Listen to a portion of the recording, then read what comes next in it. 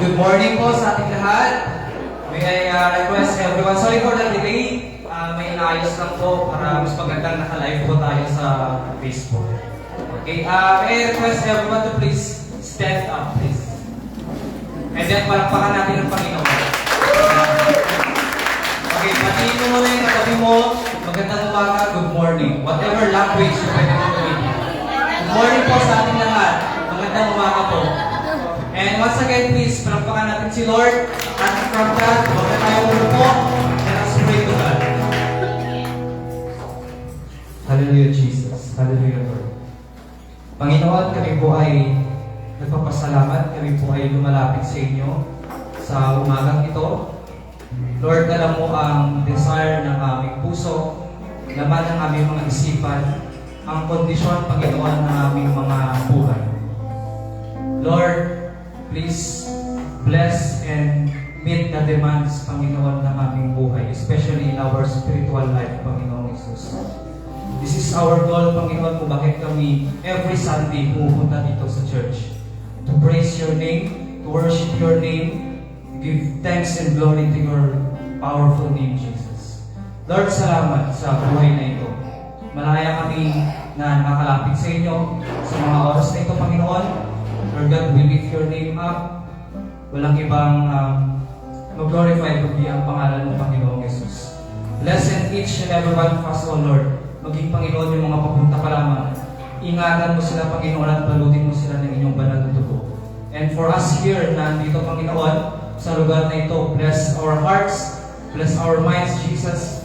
Bless our spirit, Panginoon, and bless our lives, Panginoong Jesus. God, pagpalain mo ang apat na corners ng lugar na ito. Naway mo ba, Panginoon, ang Espiritu mo, Lord God, as we praise and as we worship your name. Thank you, Jesus.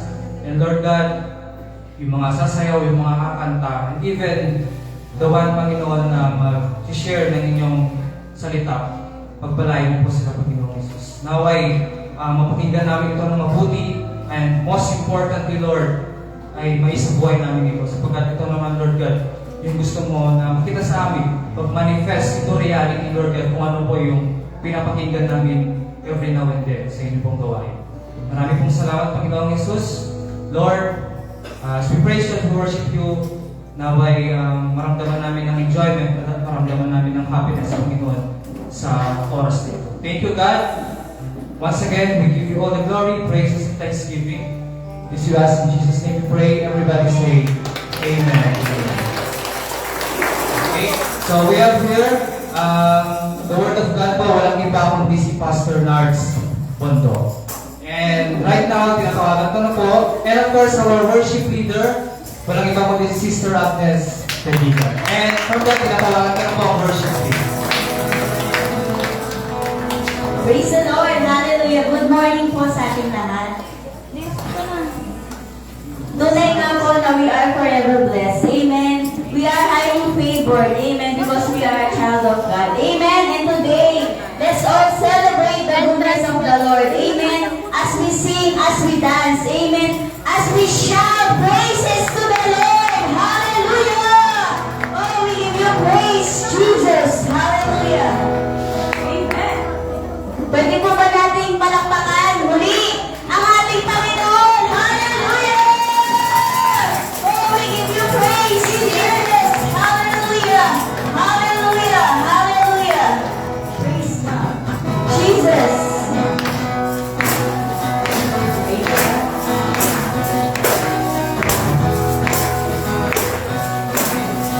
Sabay-sabay po natin awitin. Hallelujah!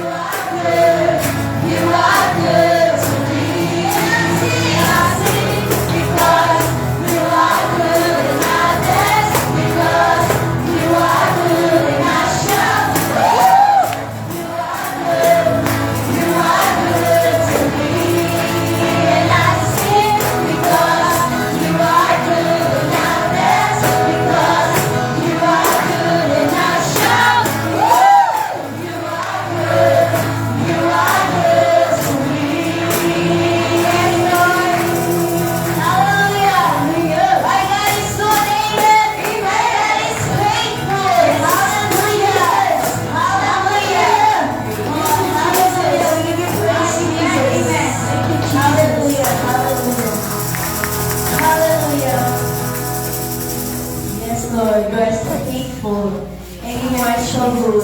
Amen. Yes, hallelujah, highest praise the Lord. Amen, God. You deserve all the highest praise, Jesus.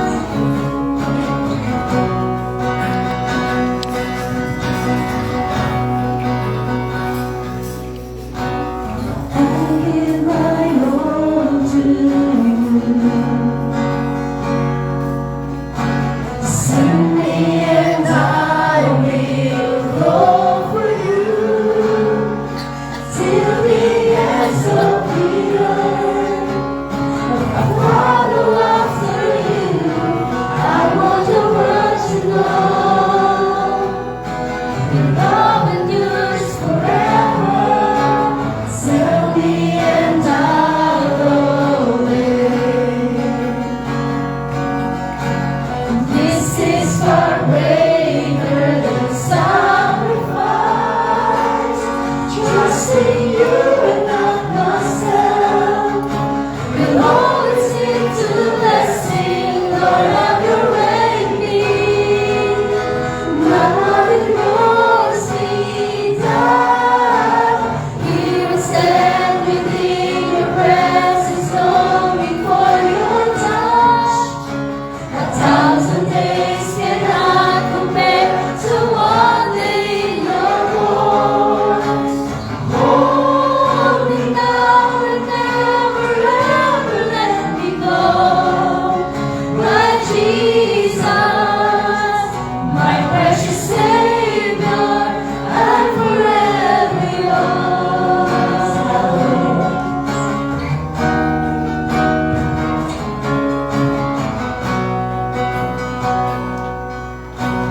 Tell me and I'll obey. This is far greater than sacrifice. Trusting you and not myself. Will always lead to blessing. Lord, have your way in me. My heart will yours be done. Here I stand within your presence, longing for your touch. 1,000 days cannot compare to one day in your voice. Hold me now and never ever let me go. My Jesus, my precious Savior. Here I stand within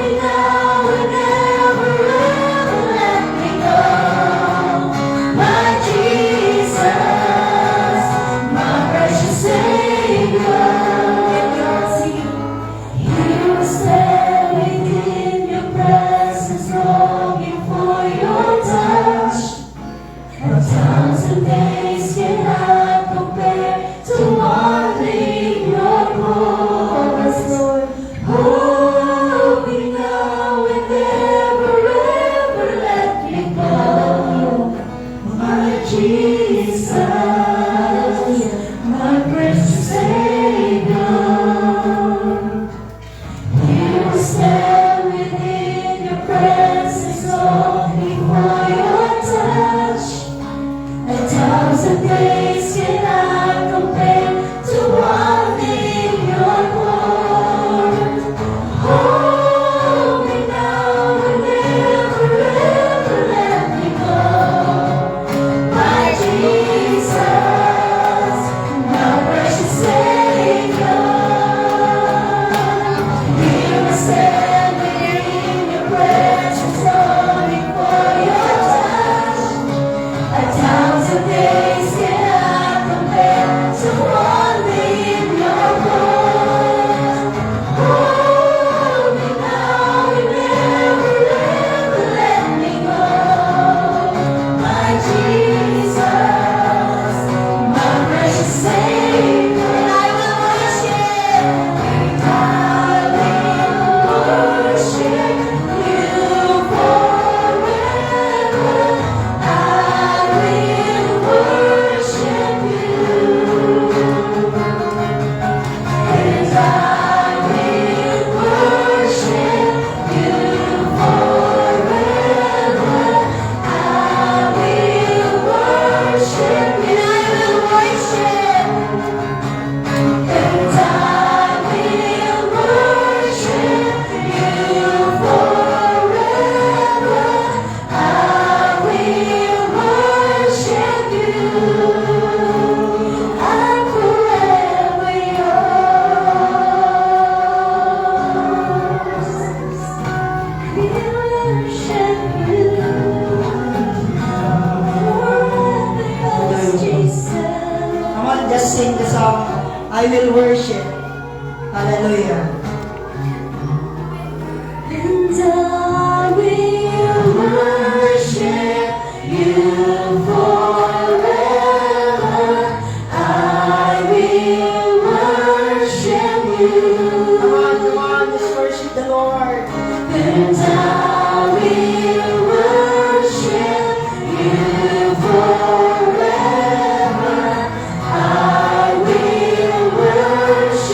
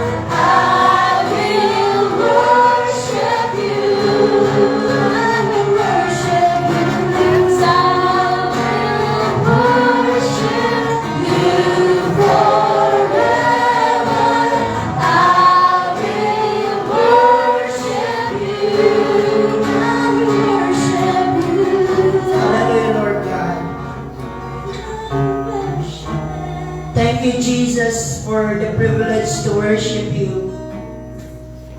We believe, Lord, na ang worship ay para sa iyong mga anak. You have said in your word, Lord, sabi po, Panginoon, ng iyong salita, ito ang panahon na sasambahin ng Ama sa Espiritu at katotohanan. Lord God, we just want to thank you because you are our Father. Lord, you have said in your word that whoever accept and believe in Christ, Jesus Christ, Lord, in Jesus, Lord, shall be given the rights, Lord, to become your children. Father, we thank you. Lord, salamat sa kagandahan ng iyong kalooban. Sa umagang ito, Lord, we just allow you, Lord, to minister to your people. Lord God, naniniwala po kami na mayroon po kayong laging magandang inilalaan sa iyo pong mga anak because we always believe that your grace is more than our sin. Lord, it's more than our shortcomings. Panginoon, you have said in your word that your love conquers and covers even the multitude of sin. Father, we thank you. And Lord God, inculcate mo po sa aming mga isip at puso that you love us, Lord, more than we could think and more than we could imagine. Father, sa umagang ito, we just allow you, Holy Spirit, to open our eyes to see the wonderful things that are hidden in your words, Lord. Naniniwala po kami na mayroon po kayong magandang inilaan sa buhay ng bawat isa. And right now, Lord God, release your power even sa mga nanonood ngayon. Lord God, sa live, sa mga nag-share po nito. Lord God, we are asking, Father, for the power of the Holy Spirit to manifest in their lives. Thank you for the healing. Thank you for the joy. Thank you for the love. Thank you for the deliverance, Lord. Thank you for the liberty. Father God, salamat, Lord. Napakaganda ng iyong ginagawa sa buhay po ng bawat isa. And we reject the lies of the devil, Lord. We just, Lord God, grasp the truth of your word. Father, thank you, and we entrust to you everything, giving you all the glory, honor, praises, adoration, thanksgiving, and worship. In Jesus' name we pray. Everybody say amen and amen. Hallelujah. Praise the Lord. Hallelujah. So, praise God. Meron po tayong napakagandang mensahe ngayon. Naniniwala po ako na pagdating po ng February ay marami pong mga tao na nagsa-celebrate ng Valentine. O, yung iba po ay talagang nagsusuot pa ng pula just to express Valentine's Day, at sabi po nila it is the month of love. But the reality, ang reality po ay pag nasa iyo po ang Panginoon, no, you are loved by the Lord. Sa totoo lang po, hindi po ito nakasalalay sa buwan, anuman pong buwan, kahit na po ito po January, ito man po February, March, April, May, June, July, August, September hanggang December, ang love po ng Diyos ay hindi po nagbabago. At gusto ko lang pong ibalik kayo doon sa foundation, about doon sa reality na paano po tayo minahal po ng Diyos ng todo. Pag atin po itong nakita, no, sa kaya nga po sabi po ni John, sabi niya, how great is the love of the Father that lavish on us. Ito po yung pinalakay ko po noong pong nakaraan bago po nagturo si Brother Jerox. Ngayon po ay tatalakayin ko po sa inyo ng paulit-ulit. At siguro po ay narinig na po ninyo yung bagay nito. But sa totoo lang po, pag na-recall po natin ito sa tao kung umiibig sa Diyos, ay gusto niya pong laging nandoon yung isang established na pakikipag-ugnayan sa Panginoon na masasabi mo talagang mahal ka ng Panginoon. Yan, pakisabi mo sa katabi mo, God loves you. Yan, mukhang ayaw mo niwala ng katabi mo. No? Sa totoo lang po si Lord, ang gusto niya lang naman ay panampalatayanan mo siya. Yan, ito lang naman ang gusto ng Panginoon. Okay, can we open our Bible? Kung meron po kayong Bible, kung wala naman po ay tingnan po natin ito. Sabi po ng Amplified Bible, Sabi po ng Amplified sa John chapter 3 verse 16. Sabi niya, "For God so greatly loved and dearly prized the world that He even gave up His only begotten unique Son, so that whoever believes in Him, trust in Him, cling to Him, relies on Him, shall not perish, or shall not come to destruction, shall not come to be lost, but have eternal or everlasting life." Ito po ay makikita po natin, sometimes ay alam naman natin ito na we are loved by the Lord. So kung papansin po ninyo, sabi niya rito is He gave up His only begotten Son. Siguro po sa mga baguhan, sa mga nanonood ngayon, nagtatanong kayo, bakit kailangan ibigay ng Diyos ang kanyang anak?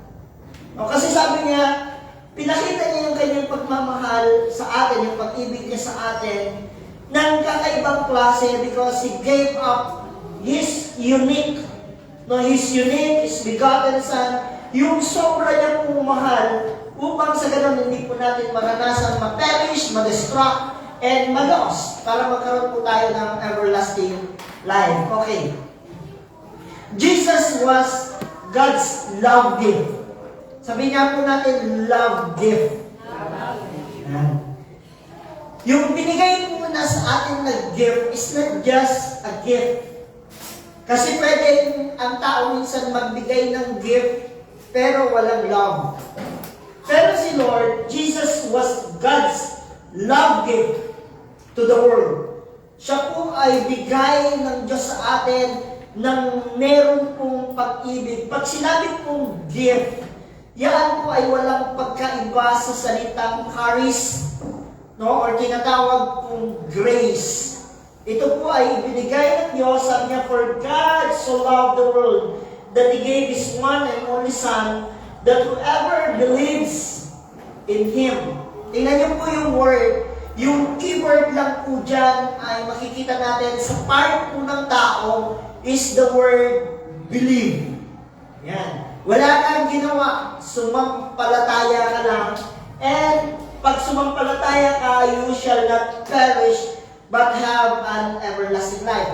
Nagpapakita na dalawang bagay o dalawang patutunguhan o dalawang mararanasan ng tao. Pagka yung kalalagayan ng isang tao, walang iba kundi pwede siyang ma-perish or pwede siyang magkaroon ng eternal life. Kasi merong conjunction na salitang but. No? Dito po ay nagpapakita, if you don't believe in Christ, then makakaranas ka ng eternal damnation o tinatawag pong mapeperish ka or magkakaroon ka ng buhay na walang hanggan. Sa Ilocano ay biyag na agnanayon. Sa iba na alimofo na buhay. Okay. So, hindi mo kasi alam yung iba ng eternal life. Alam mo ba? Hindi rin po nila alam. Ha? Inangat. Yeah. Itawid yun. Okay, tuloy. Tuloy natin. Shai. Okay.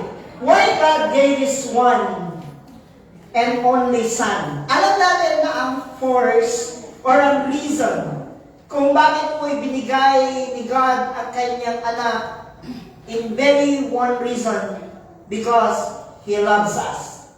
Walang ibang rason. Hindi dahil mabuti ka, o hindi dahil mayaman ka, o hindi dahil maputi ka, o maganda ka, or hindi dahil meron kang influensya, kundi in one reason, God loves you. But the question is, bakit nga ba kailangan ni God na ibigay ang kanyang nag-iisang anak? Yan. Okay. We must go back to the beginning of the story to understand why. Yan. Kailangan natin bumalik para sa ganun, maintindihan natin bakit nga ba kailangan isugo ng Diyos ang kanyang bugtong na anak. Kasi naniniwala po ko na pagka po nanood ka ng isang pelikula at kahit nandun ka sa climax at hindi mo nasimulan, maaaring maaaring magkaroon ka ng pag-guess sa iyong kaisipan na bakit nga ba? Di ba? And minsan, pag hindi nabuo yung story, yan po ang pinakamagandang dahilan para maintindihan mo, kailangan balikan mo yung nakaraan. Yan. Okay. Okay, let's see. Sabi po ng 1 John chapter 4 verse 8, that God is love. Hindi niya sinabing, God has love. Hindi niya rin sinabing, hindi niya po basta sinasabing, He loves you, kundi doon sa persona niya, He is love. And the magnificent story of God's love for you start at the dawn of a time. Nagsimula po yan, and the Bible says, in the beginning, God created the heavens. Sabi nga po natin, heavens. Yan. Marami pong langit. Sa Tagalog kasi, pag binasa mo lang yan, hindi ka naman pwedeng, hindi mo makikita ang mga langit. Kundi ang sabi niya, nilikha ng Diyos ang langit at ang lupa. Pero sa English, hindi po langit. Kung iyo po itatagalog ito, sa pasimula pa lamang nilikha ng Diyos ang mga langit. Tama po ba? Ang mga langit at lupa. So yung heaven kasi, alam natin na merong third heaven, merong second heaven, at merong first heaven. Third heaven, yun po yung patutunguhan ng mga mananampalataya na napuntahan ni Paul, na kung saan ay sabi nga napakaganda. Pero, yun po ay magiging isang malaking imagination. No, pagka po hindi natin tinanggap si Jesus Christ bilang ating Panginoon at tagapagligtas, it is because walang way papunta ng langit maliban kay Yesu Cristo lang. Kahit na po ang daming religions, more than 7,000 religions or more, no, kahit na po they offer sa kahit na anumang bagay, compare mo kay Jesus Christ, it will be nothing. Mawawalan po ng kabuluhan yon. It is because, sabi ni Jesus, I am the way, the truth, and the life, and no one comes to the Father except through me. So, kita natin. Slide. Okay. And kaya nilikha, sa pasimula, no? Sa pasimula, nung likhain ng Diyos ang langit at ang lupa, nilikha niya po ang tao, God wanted a friend. Tingnan niyo po ng friend. Ang declaration lagi sa Old Testament, bibihira yung tinatawag na anak ng Diyos, kundi tinatawag na friend, sinasabing servant, yan. Kung meron bang declaration na sinasabing anak ng Diyos ay pumapatungkol po sa mga angels. Pero dito, makikita natin God wanted a friend and He wanted a companion who would walk and talk with Him, and He decided to create a special friend who would share His experiences and who would love and worship Him. Naniniwala po ako na the most reasonable thing kung bakit po nilikha ng Diyos ang tao, in very one reason. Gusto po niya na sambahin po siya ng tao. Sabi po ng Isaiah chapter 43, sabi po niya, I have created you to worship me. I have called you by your name. Specifically, no, dumating man parang kahit na gano'n pa kapangit ang pangalan ng tao sa paningin o pandinig mo ng tao. Di ba may mga pangalan na hindi po maganda sa pandinig mo. Di ba kasi ngayon, ang gaganda ng mga pangalan na nagbabago. Yung Francisco Bukaykay naging French Bouquet. Di ba? Parang, makikita mo, nagbabago generation by generation, pinapaganda nila yung kanila pong mga pangalan. Tama po ba? Kasi dati ang mga pangalan noon, alam natin na para bang oldish ang pangalan. Parang ako pag sinasabi nila, Pastor, ang pangalan mo pala ay Bernardo. No? Parang sa tingin nila, sabi ko, don't underestimate the word nardo. Kasi ang nardo, ito yung pabango na ibinuhos sa ulo at sa paanan ni Jesus Christ. Di ba? Pero, the reality, ang Diyos po ang namili ng iyong pangalan. Yan. Naging daan lang po ang tao, pero sabi ko nga, wala naman pong unwanted child. Lahat po ay nilikha po ng Panginoon at gusto niya po na maging companion who would walk and talk with Him, and He decided to create a special friend. Friend. Ang ginagamit ko po dito is not friend. Hindi po child, no, or children. Sa Old Testament kasi, it's all about friend. Pero sa New Testament, it's all about sons. Yan. And sabi niya, parang experience yung kanyang love. Di po ba parang napaka-privilege naman ng tao na maranasan mong sa unconditional love? Kasi ang love ng tao, very conditional. Mahal kita kasi guwapo ka, pero pag hindi ka na guwapo, sorry na lang. Di ba? Mahal kita kasi sexy ka pa, pero pagka naging Coca-Cola in can ka, sorry. Okay. So, ang tao, meron pa man tayo ng kanyang pag-ibig, pero si Lord wala. Okay. Next. Ayan.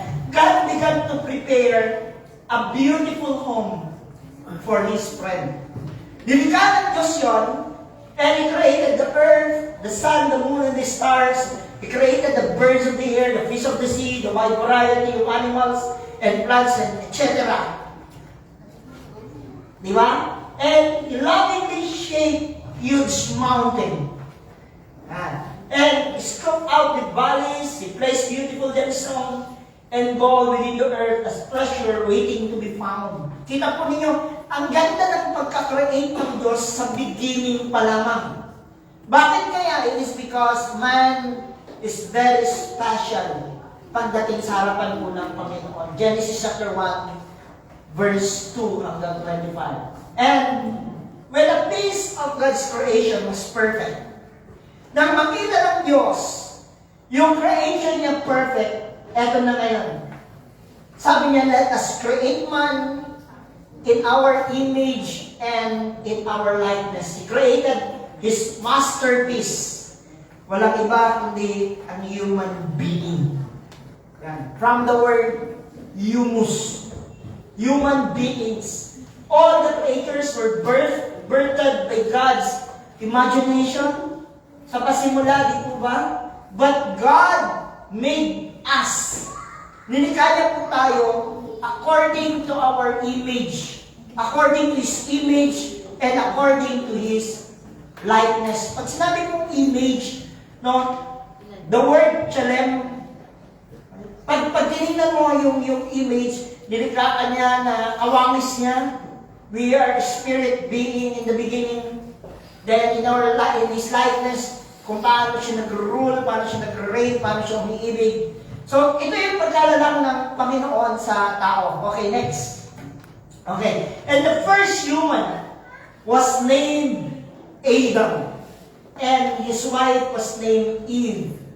As a gift, ito po, tingnan po ninyo. Diyan pa rin po makikita nyo, nandyan na yung grace ng Lord. Even sa Old Testament times, makikita natin na nandiyan yung grace ng Lord. As a gift, God gave them the entire world. Para bang magmay-ari ng lahat ng wala namang pinaghirapan at wala namang pong pinagpawisan. Di ba? Ibig sabihin, it's a gift, binigay. He told them to rule over the fish of the sea, the birds of the air, and over every living creatures that moves on the ground. Si Adam, at that time, para siyang king. Di ba? Grabe po yung kanyang situation. Sa panahon na yan, Adam was king of everything he could see. Pag binalikan niyo po the word paradise, pag tinignan niyo po yun, para bang sa panahon ngayon wala ka nang makikitang ganong klase. Bakit? Kasi walang blemish. A place na kung saan no problems, a place na wala pong kahulukan. Di ba, pag tinignan niyo po dahil sa kasalanan, lahat po ng nakikita natin ngayon has been affected by sin. Yan. Okay. They were created to rule and to be God's friend. Gusto ko makita ninyo ito kasi lalakbayin po natin ito that God loves us. Okay. And every day, araw-araw po yun, Adam and Eve walk and talk with God. Araw-araw. And God taught Adam how to be king. explained to Adam the duties and privileges of the ruling. Kaya nga sinabi ng Panginoon, anong sabi niya, God bless them and let them rule over the fish of the air, fish of the sea, the birds of the air, the livestock. No? Lahat po yun, nandoon yung ruling. And as king, Adam must protect and love his wife. Kung papansinin po ninyo, ibinigay po ng Diyos kay Adam si Eve. Di ba kaya nung makita niya, sabi niya, wow. Sabi nga po nila yung word na woman, no, ay kinuha sa salitang wow man. Di ba? Nung makita niya, this is the flesh of my flesh and the bone of my bone. Imagine niyo kung kayo po si Adan, first time niyo po nakita, kasi nakikita niya po dyan at that time, hindi naman po katulad ng kawangis niya, tama po ba? Hindi ko lang alam kung gaano katagal ang pagka-create ng Diyos kay Eve, no? Bago kay Adam. No? Parang matagal siguro, it is because binigyan siya ng ruling para mag-cultivate po ng land, and then ang nangyari po ay pati mga hayop, siya po yung nagbibigay ng pangalan. Imagine niyo kung gaano maraming hayop at halaman ang papangalanan po ni Adam. And bigla pong pinatulog siya ng Diyos at nagising siya na nakita niya po si Eve. At namanga po siya. Namanga po siya. Bakit? For the first time, nakatulad ng kanyang nature, nakatulad po ng kanyang damdamin, merong biglang lumitaw. Subukan po ninyong mag-isa, kasama niyo po yung hayop, at wala kayong nakikitang tao. Pero pagka po bigla kayo nakakita, you will be excited so much. Tama ba yun? Yan. Okay. God, He must use the resources. Yan. He must take dominion over creation. He must live in peace and harmony. He must use the resources of God gave Him to the best of His ability.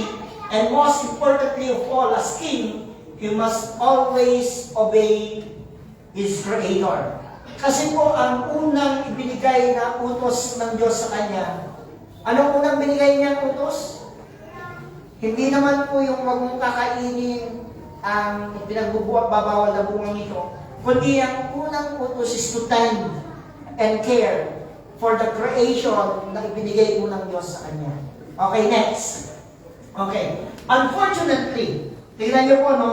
Doon sa napakagandang story, unfortunately, bigla po, there was another being who wanted to be king. Walang iba, kundi si Satan. Si Satan po ay isang cherub. Isa po siyang cherub na kung saan he was an angel that rebelled against God. Pag gusto niyo pong mabasa, Isaiah chapter 14, verse 11 to 15, and as punishment, he was thrown from heaven along with all of his followers. Yan. Because Satan was jealous of Adam, he decided to steal the kingship from him. And God gave Adam and Eve only one instruction in the middle of the garden, place a tree. Sabi po ng Genesis chapter 2 verse 16 to 17, and the Lord God commanded them. Sabi niya, commanded the man. Sabi niya, and the Lord commanded the man. Tingnan po ninyo yung word. Sinong kinamand niya? Yung man. Nang sabi niya, you are free to eat from any tree in the garden, but you must not eat from the tree of the knowledge of good and evil, for when you eat of it, you will surely die. Yan. At naniniwala po ako yung instruction na yon. Gusto ko ipakita ng Diyos kay Adam na there is one superior being. No, there is one being na mas superior pagdating po kay Adam. Yan, tuloy natin. Yan. And the innocent-looking tree was a test of their obedience. To eat from the tree would mean spiritual death and eternal separation from God. Pag kinain na yun, yung sinabi na word na you will surely die is not only about a physical death. No, hindi lamang po it signifies the physical death, but actually it conveys the eternal damnation or eternal destruction or eternal separation ng tao sa Diyos. It is because the moment na si Adam ay kumain ng ipinagbabawal na bunga, yung salitang disobedience, ang mangyayari po sa kanya, he will be contaminated with sin. And one day, Satan appeared as a serpent in the garden. He lived to Eve and long desired to eat from the tree. He took the fruit to Adam, and he also ate it. Yan. Meron pong malaking problema si Adam at the time. Siya po ay nagkaroon ng negligence sa kanya pong duty at saka sa kanya pong responsibility. And as the moment Adam lost his kingship because he had disobeyed God, and that evening when God walked into the garden, Adam and Eve hid because they were afraid and ashamed. Tingnan po ninyo yung unang naging bunga ng kanilang pagkakamali is the word afraid and ashamed of what they have done. God called them and was greatly saddened when his friends didn't come out to walk with him. Okay, next. Yeah. Gusto ko lang pong makita ninyo to, no? Binabaybay ko lang po siya, mamaya makikita natin yung connection nito doon sa grasya ng Panginoon. Finally, Adam and Eve told him what they have done. They sinned by disobeying God, by listening to the serpent. They lost their kingship. Yan. Now, Satan would have authority in the world, and sin separated man from God. Sineparate ng kasalanan. Yung sin po dyan ay the word hamartia, no, is the nature of Satan na kung saan ay na-inherit ni Adam, and with great sadness, God removed Adam and Eve from the garden He created for them. Naniniwala po, it's not only Adam and Eve who saddened. Even God. Alam mo yung panghihinayang. Kasi meron pong word sa Bible, sa Genesis chapter 6, na ang sabi niya po doon, sa ibang translation, and God repented why He created man. Sa ibang translation, sa Tagalog, sabi niya doon, nagsisi ang Diyos, bakit niya pa nilikha ang tao. Hindi po yun pagkakamali, no? Kundi yun po isang malaking panghihinayang. It is because napalampas po nila yung pagkakataon na kung saan ay binibigay sa kanila ng Panginoon. And ang nangyari po, He did leave them one ray of hope by promising that one day, yan, ito po maganda, no? Kahit na nagkamali po si Adam at saka si Eve, meron na kaagad na answer ang Diyos. Pag binasa niyo po yung Genesis chapter 3, verse 14, ang iba pong translation, ang iba pong tawag doon sa pagkakasabi na nasabi niya po rito na one day, a new king would come, would destroy Satan's authority, save them from their sin of disobedience. Ang tawag po rito sa Hebrew ay prote-evangelium. Nang ibig sabihin, this is the first proclamation of the gospel na si Jesus Christ.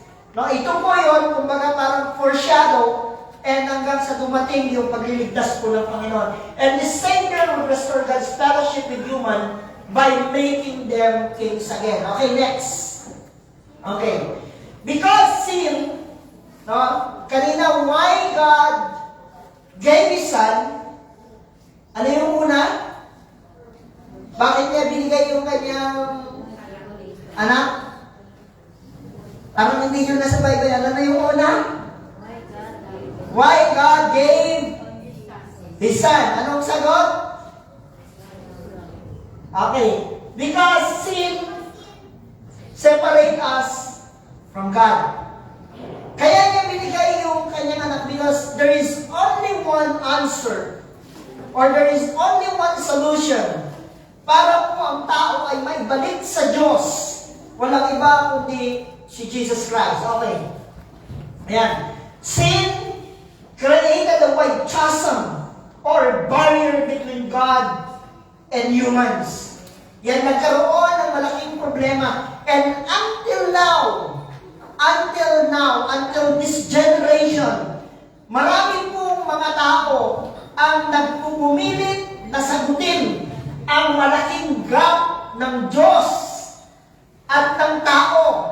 Kaya nga po na-establish ang tinatawag pong religion, but the problem is laging kapos. Tingnan po ninyo maya-maya. Sin created a wide chasm or barrier between God and humans. Throughout history, people have tried to build a bridge across this gulf in many different ways. Yan. Nagtayo sila ng religion. Bagsak pa rin.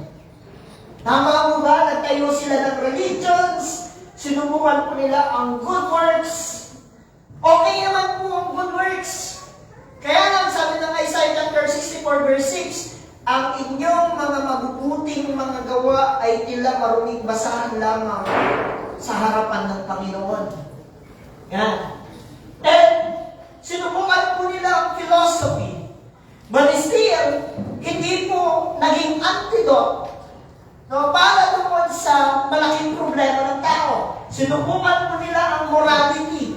Until now, ang morality pinipilit po ng gobyerno natin na ipasok sa lahat ng agency. PNP, NBI, sa lahat ng agency, they think that it's the morality ang makakasagot sa kanilang problema. Pero take note, kayo mong nanonood, it's not the morality is the problem.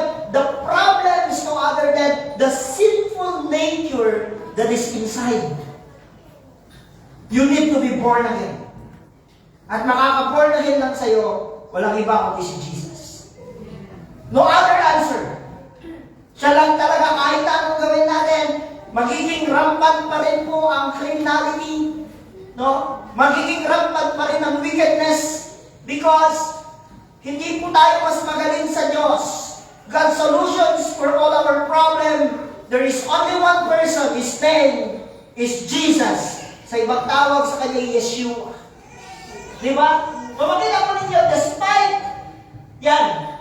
despite the common misperception that there are many ways to God, in reality, there is only one way for us to regain that fellowship with God. Kasi po, hindi ka magkakaroon ng fellowship sa Diyos, malibang magkaroon ka ng bagong nature. And, pag binasa po ninyo ang 1 Peter chapter 1 verse 4, if I'm not mistaken, tayo po ay magiging kahati ng divine nature ng Diyos sa pamamagitan ni Jesus Christ. And Jesus Christ, the Son of God said, sabi niya, I am the way. Hindi niya sinabing, I am one of the way. Sabi niya, I am the way and the truth and the life. And no one comes to the Father except the Word. Except. Tingnan po ninyo yung Word. Sabi niya, I am the way. He is presenting Himself na ang tanging makakarating sa Ama ay walang iba kundi si Jesus. And then, walang makakaalam ng katotohanan kundi sa pamamagitan ni Jesus at wala rin pong magkakamit ng buhay kung hindi sa pamamagitan ni Jesus Christ. Tama po ba? At ang declaration na yan ay walang iba kundi sinong nagsabi? Ang nagsabi niyan si Jesus. Okay. Next. Ito po yun. Ito yung sinful humanity. Nandiyan po yung lahat po tayo nandito sa death. Yung death na yan, sa ayaw natin sa gusto dalawang mararanasan. Tama po ba? Mararanasan po natin ang physical death. Kahit na anong inumin mong vitamins, kahit na ano pang kainin mong masustansyang pagkain, hindi ko po sinasabing masamang uminom ng mga vitamins. Ang sinasabi ko po ay your life, your physical body will end. Tama po ba? Tingnan mo yung katabi mo. Yan. Dati, bata pa yan. Ngayon, bata pa rin naman. Okay, sinubukan ng tao, religion. Religion. Do you know what the first religion is? Sino nakakaalam? Ano ang unang relihiyon? May nakakaalam? Wala? Wala? Paganism. Okay, philosophy, good words. Pansinin ko ninyo, hindi siya umabot. Why? Because God is holy. And dahil Diyos ang holy, siya lang po ang nakakaalam kung paano po makapasa sa holiness ng Diyos at walang papasa sa holiness ng Diyos except grace. May kausap po ba ako? Yan. Sabihin nga natin, salamat sa grasya ng Diyos. Tuloy natin na. Yan. For centuries, Satan has attempted to destroy human mankind. He caused poverty. Yan. He caused sickness, pain, death. Men and women began to lie. Tama po ba? Tanungin mo yung katabi mo, kailan ka huling nagsinungaling? O, kailan? Sabi nung isa kanina lang, Pastor. Di ba? Began to lie and cheat and steal. Huge wars were fought and million dies and went to hell. Tingnan po ninyo, no? They went to hell. Yan, the eternal fire prepared for the devil and his angels. Actually po, dapat doon sa hell, hindi kasama ang tao. Dapat ang kasama dyan, si Satanas lang at saka yung mga alipores niya. Tama ba? Where there is darkness and weeping and gnashing of teeth. Di ba nagngangalit yung kanilang mga ngipin? Yet, despite the great chaos, ito yung matindi human held on to the promise of the Savior who would destroy the horrible effects of sin. Kaya nga si Jesus nagsasabi, the thief comes. Tingnan po ninyo yung presentation ng Lord sa mga Hudyo. Ang sinasabi niya at that time, meron po kasi mga Pharisees at saka mga Sadducees at that time na sinasabi niya, hey you! Di ba sinasabi niya, hey you! Know this! The thief comes to kill, to steal, to kill, and to destroy. Na parang sinasabi niya, ikaw ay contestant dyan. Pero nandito ako to give you life and have it to the full. Tama po ba? Ang ganda ng ino-offer ng Diyos sa pamamagitan ni Jesus Christ is if you want to claim the promises of eternal things and eternal life, nandudukot po sa gift ng Diyos. Walang iba kundi si Jesus. Yan. Ako taas. Okay. Just like Adam, all people are sinners. Lahat po, wala ni isa man sa atin. Hindi po totoo yung sinasabi ng iba na pag tinanong mo kailan ka na born again, bago pa po ako pinanganak, born again na ako. Hindi po yun totoo. Tama ba? Hindi ko mo na born again yung mga magulang mo, born again ka na rin kung isilang. Hindi po nagsimula ang born again experience when you accept Christ as your Lord and Savior. Hindi ko mo umaten ka sa church. Nang born again church ay born again ka na rin.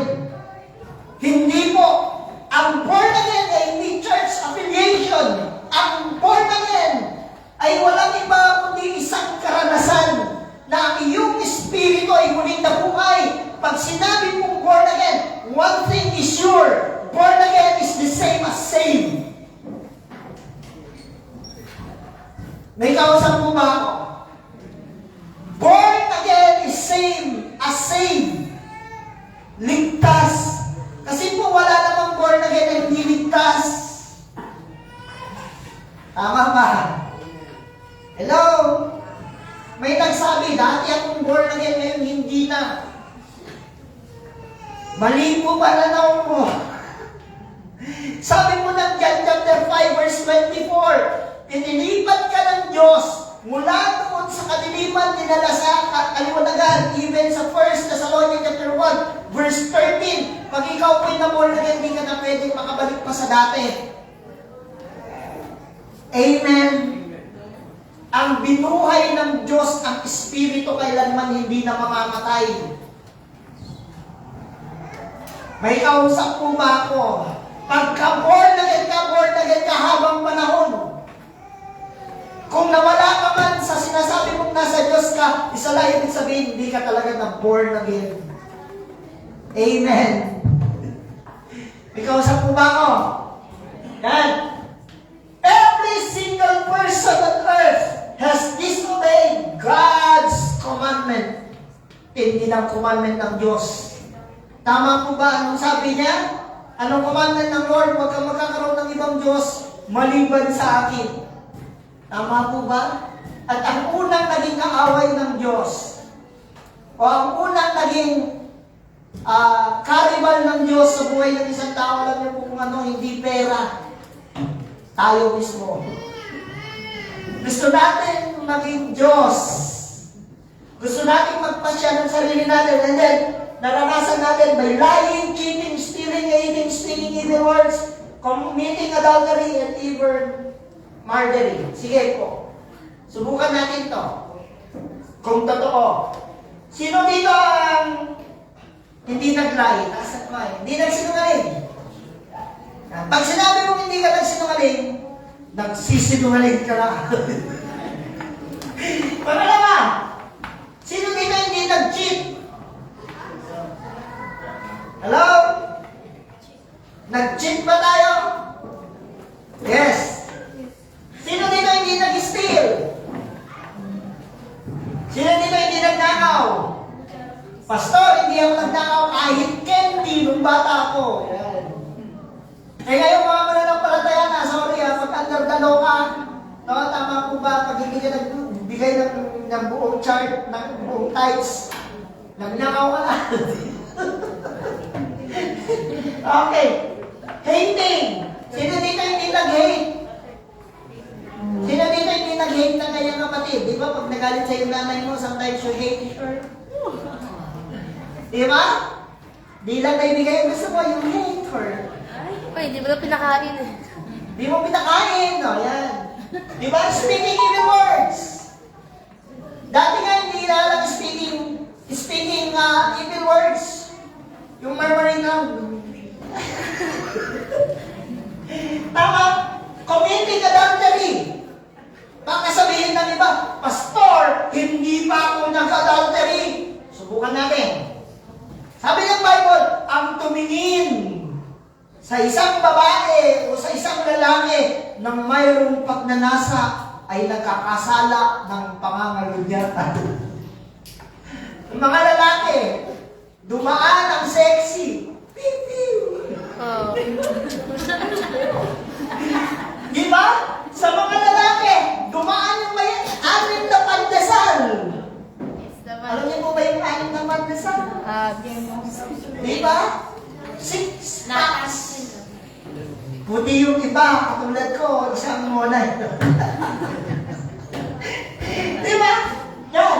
And even murdering. Pastor, wala pa akong pinatay. Anong sabi ng John? Sulat ni John? Nung basahin niyo sa sulat ni John, anong sabi niya?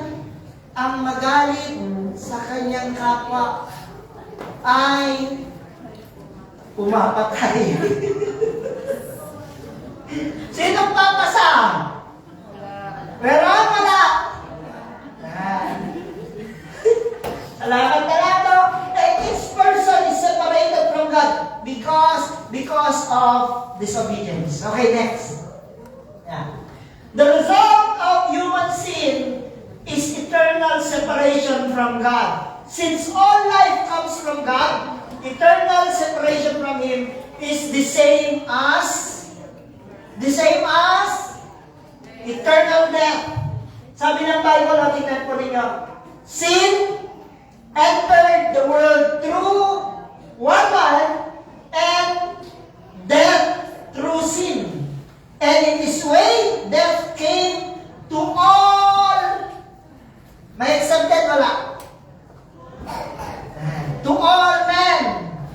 Because all sin. And the price which must be paid for sin is death. For the wages of sin is... Anong wages ng sin? Anong wages ng sin? Death. Okay, next. Okay. Sin will take you farther than you want to go. Keep you longer than you want to stay. And cost you more than you want to pay. Ayan. Tama? Yung kasalanan, dadaling ka na sa isang lugar na ayaw mo. At sa ayaw mong puntahan, at higit sa lahat, magbabayad ka ng higit sa gusto mong bayaran. Okay, tuloy natin na. Yan. Because, yan, why God gave His Son? Because only the promised Savior could defeat Satan and restore the kingdom.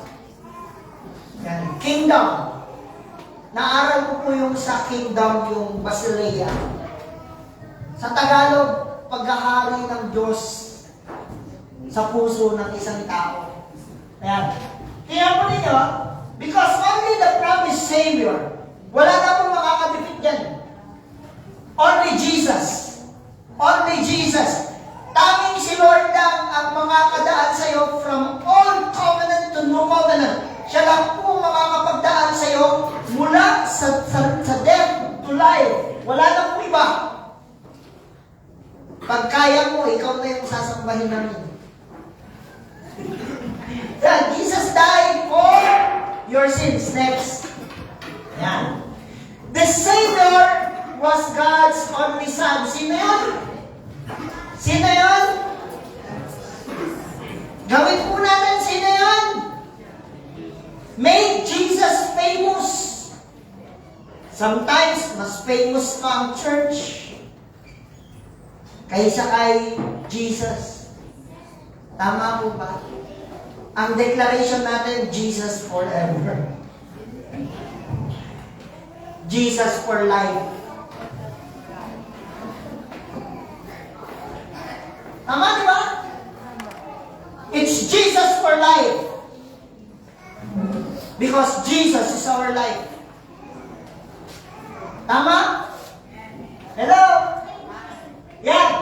This Savior was God's only Son. When the perfect time had come, God sent His Son to earth. Tingnan po ninyo yung Galatians chapter 4, verse 4 to 5. But when the time had fully come, God sent His Son, born of a woman, born under saan? Under the law. Yan, to redeem those under the law. Yung under the law, na sinasabi dyan, dalawa. Under the law of sin. And under doon sa nire-require ng Diyos. Yan. That He might receive the full rights of sons. Tingnan po ninyo, plural form. Yung binibitawan niya, nang sabi niya, when the time was fully come, God sent His Son, born of a woman. Tama po ba? Si Mary. But under law, sabi niya, born under law, to redeem those under law. Lahat po tayo, sabi kanina, wala ni isa man ang hindi po nagkasala. All of us is under the law of sin. Tama? At ipinanganak po siya dyan to redeem those under the law. At nagre-require ang Diyos ng perfection. And the problem is, merong perfecto ang pangalan, pero hindi siya perfect. Tama, di ba?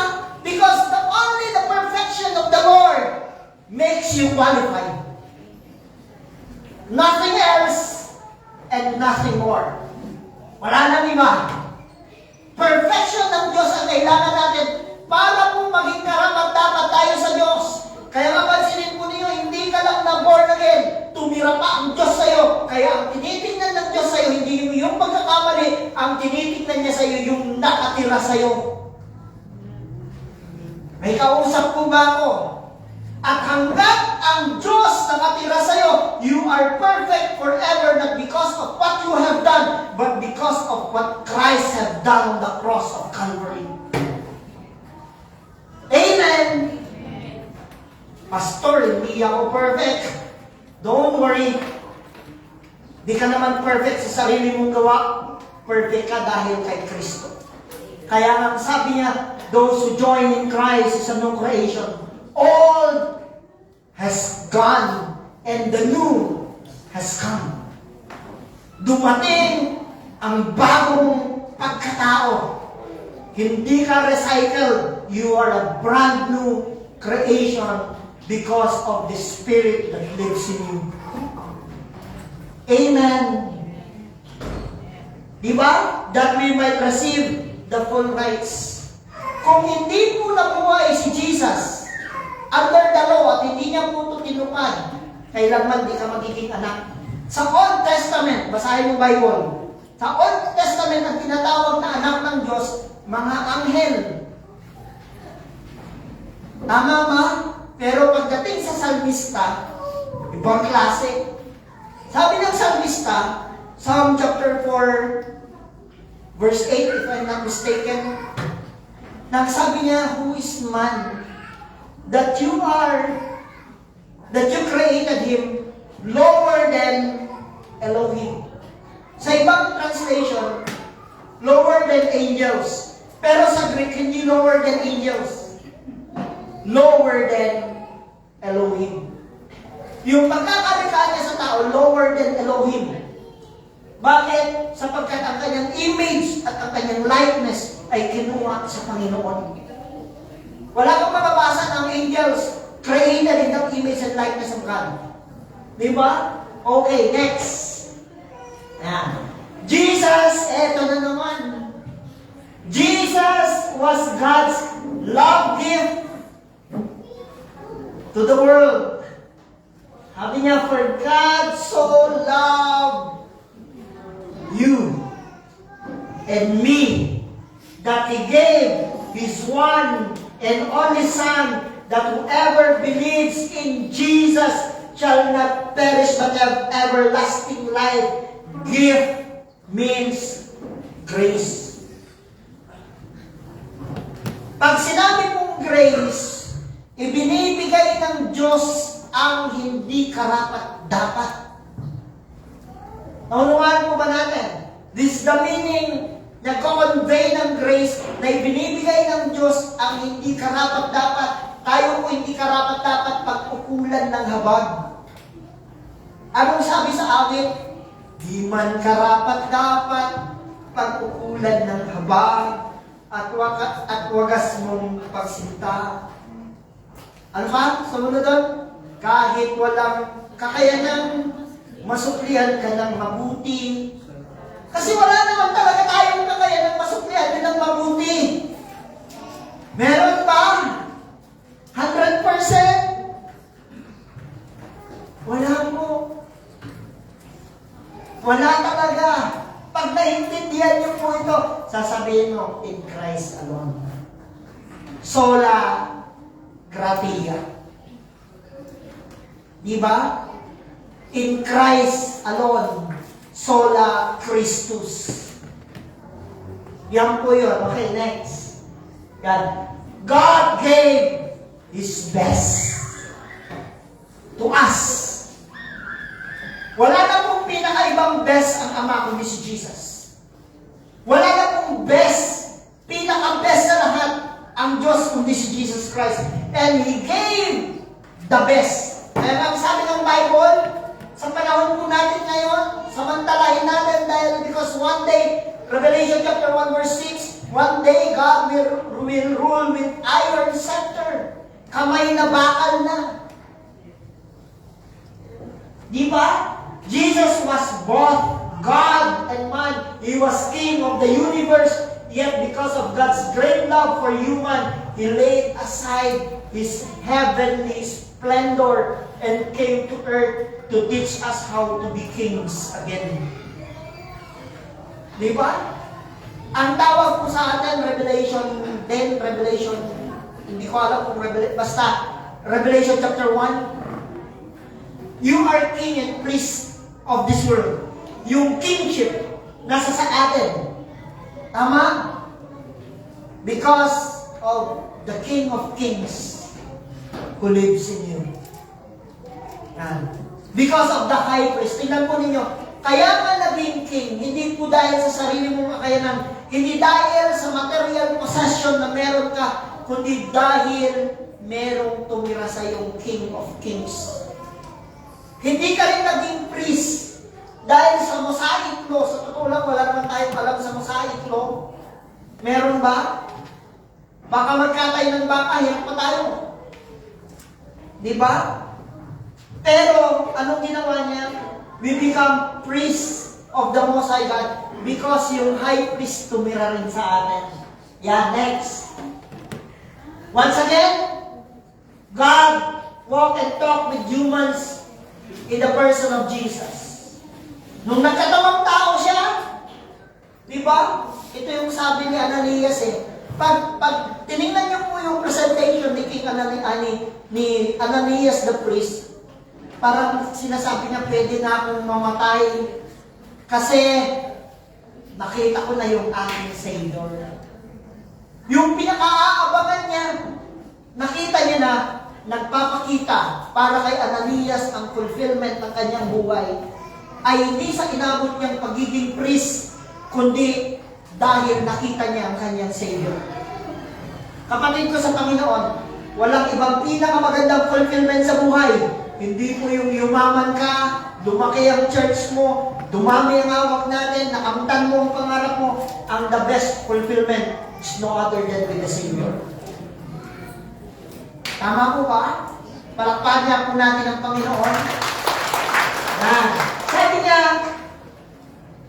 at the beginning of the ministry, Jesus said, the Spirit of the Lord is on me because He has anointed me to preach good news to the poor. He sent me to proclaim freedom from the prisoners and the recovery of the sight of the blind and release the oppressed, to proclaim the year of the Lord's favor. Makinig po kayo.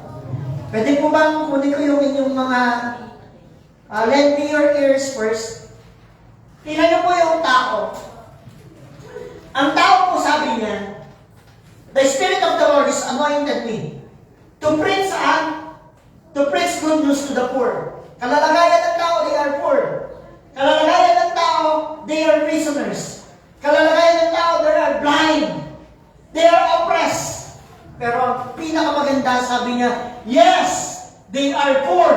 Yes, they are prisoners. Yes, they are blind. Yes, they are oppressed. But when they accept my word, they will claim and receive the grace of the Lord. Yung sinasabi niyang proclaim, the year of God's favor is the year of God's grace. Yan po yung kino-convey niya. Yes, kahit na anong pinagdadaanan mo ngayon, pag dumating sa iyo ang aking salita, even you are blind, even you are oppressed, even ikaw ay poor, pag dumating sa iyo ang aking mensahe, you will accept the favor of the Lord. Amen. Ito pa maganda. Hindi mo lang siya naririnig, tumira pa siya sa iyo.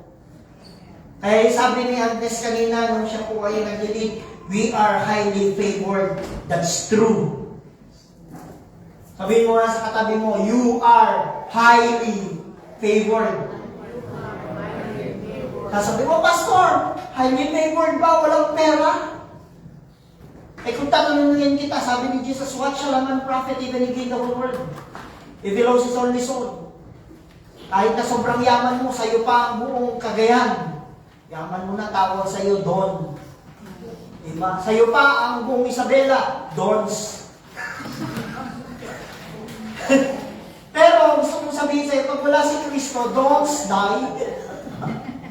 Don't die without Christ. Bakit? Chicharon forever ka dyan.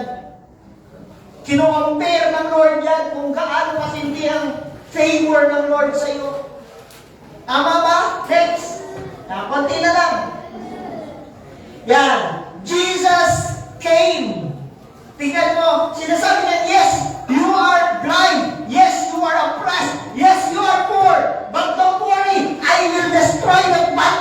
for you. Di ba? Sabi niya, God anointed Jesus of Nazareth with the Holy Spirit and power, and He went around doing good and healing all who are under the power of the devil because God was with Him. Yan, Emmanuel. Yan. And Jesus healed the blind, and the deaf, the lepers, and every kind of disease. He also raised the dead and cast out demons. Jesus taught people how to live in the kingdom of God.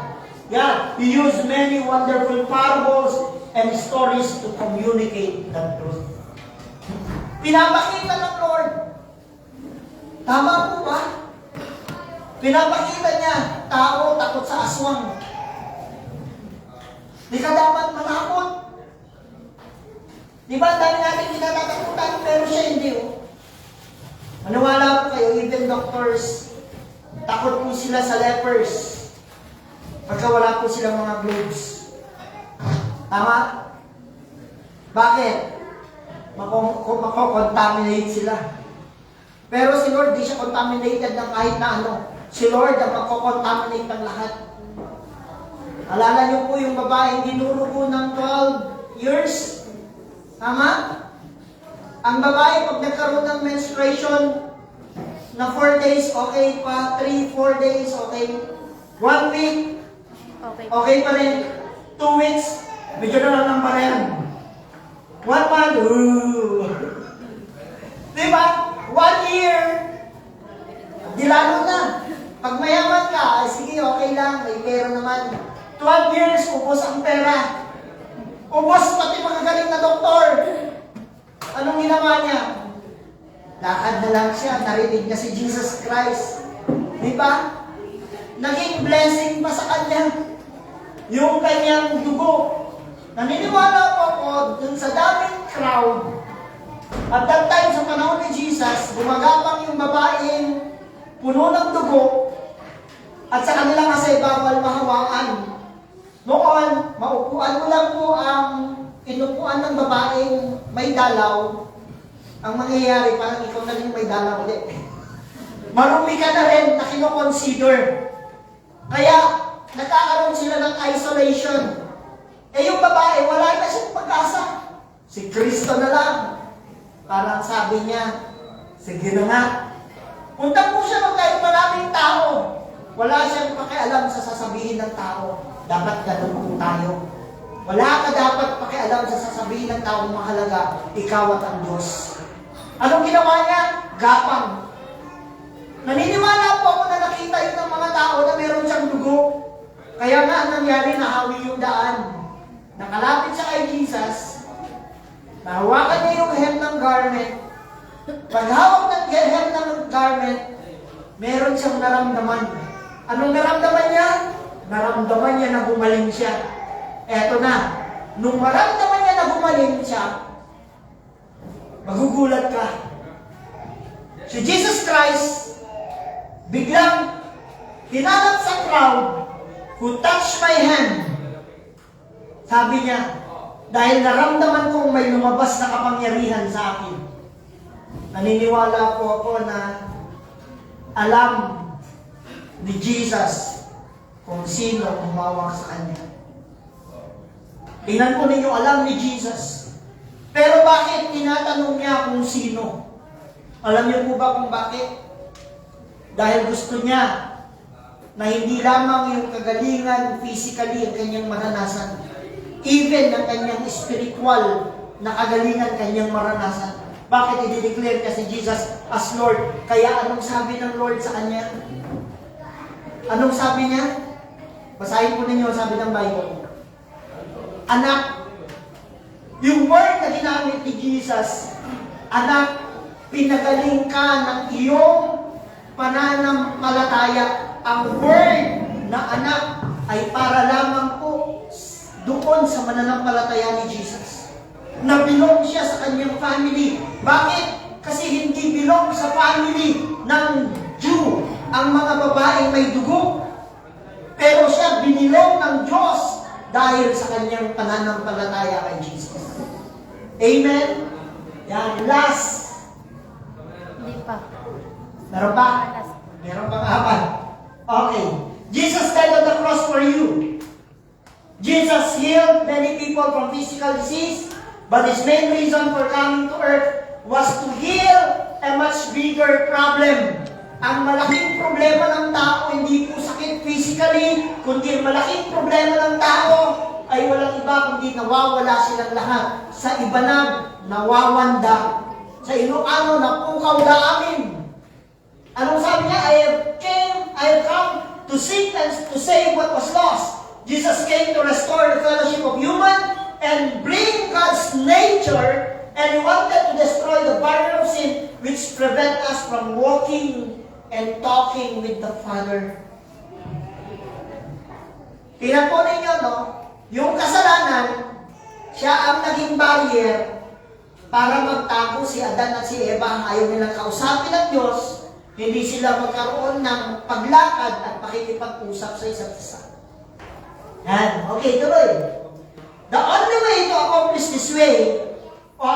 this was by dying. The price which must be paid for sin is death. Jesus was perfect because He never sinned, so He did not deserve to die. And even though Jesus was completely innocent, Jesus decided to give His life in order to pay the price for everyone else. Sabi ng Romans 5:19, for as through the disobedience of one man, the many were made sinners, so also through the obedience of one man, many will be made righteous.